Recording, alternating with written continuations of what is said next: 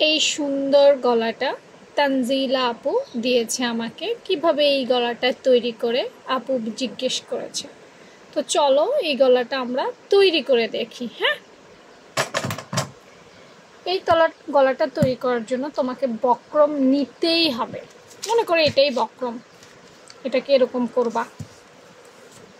এরপর তুমি কার জন্য বানাবা সেটা তার রুমা আপু জানে না। রুমা আপু জানে না। তো যার জন্য তৈরি করবা তার গলার মেজারমেন্ট নিবা,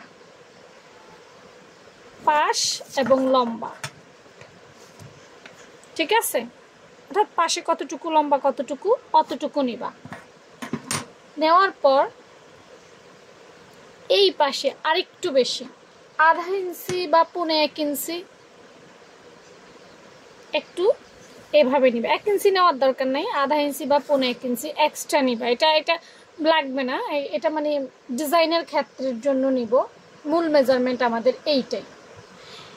এরপর দেখো, তুমি সুন্দর করে এখানে প্রথমে একটা ভি শেপ দিবা। এরকম একটা ভি শেপ দিবা।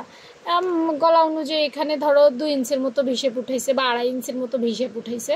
তো এরকম ভি শেপ উঠাবা। এই উঠানোর পর একটু উঠাই, তাহলে আর একটু ভালো উঠাবা। আর এটা আবার এই দিকে চলে যাবা। দেখছো, প্রথমে এটাকে এভাবে উঠাইছি, তারপর এটাকে এইভাবে উঠাই নামাইছি। তারপর সুন্দর করে এখান থেকে এই রাউন্ড শেপ দিয়ে এখানে চলে যাবা। এখানে চলে যাব। আর ওই যে দেখছো ভুল দাগে উঠে ফেলছি, এখানে চলে যাব।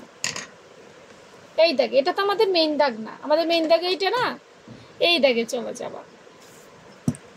তারপর সুন্দর করে এভাবে কাটবা, এভাবে কাটবা।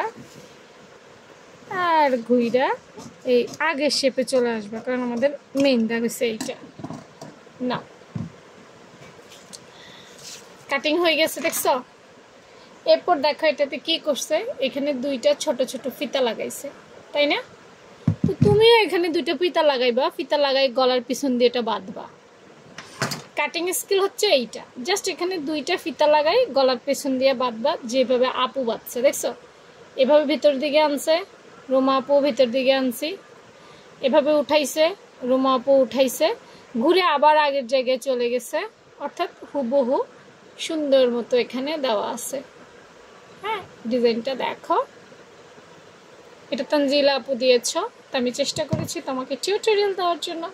ভালো লাগলে অবশ্যই জানাইও, আর কে কি দেখতে চাও অবশ্যই জানাইও। আল্লাহ হাফেজ।